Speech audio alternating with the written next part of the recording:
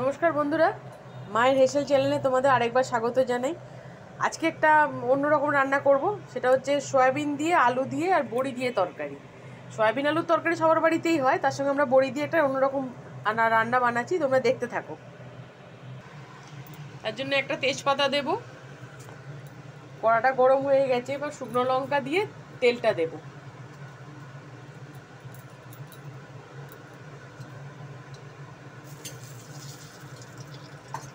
একটু গোটা জিরে ফোড়ন দিলাম,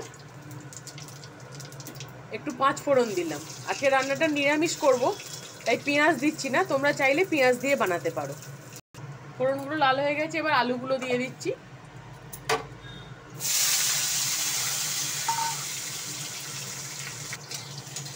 আলুগুলো একটু লাল লাল করে সামান্য ভেজে নেব, ভেজে এর সঙ্গে কিছু মশলা অ্যাড করব। অল্প সামান্য নুন দিলাম, একটু হলুদ গুঁড়ো,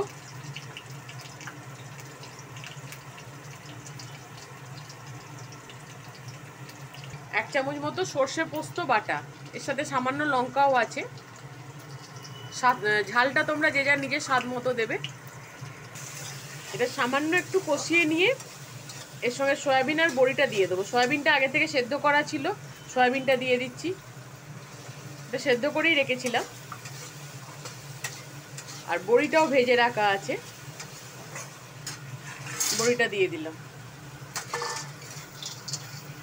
এবার একটু নাড়াচাড়া করে অল্প একটু জল দিয়ে এটাকে ফুটতে দেব। খুব বেশি জল দেবো না, এটা শুকনো শুকনো মা হবে। একটু কাশ্মীরি লাল লঙ্কার গুঁড়ো দিলাম, শুধুমাত্র রং হওয়ার জন্য।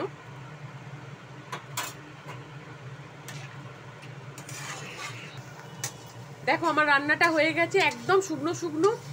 এটা লুচি, রুটি, পরোটা, ভাত যার সাথে খুশি নিতে পারো, দুর্দান্ত খেতে হয়। দেখো আমার রান্নাটা পুরো কমপ্লিট। এটা লুচি, পরোটা, রুটির সাথে তো একদম দুর্দান্ত।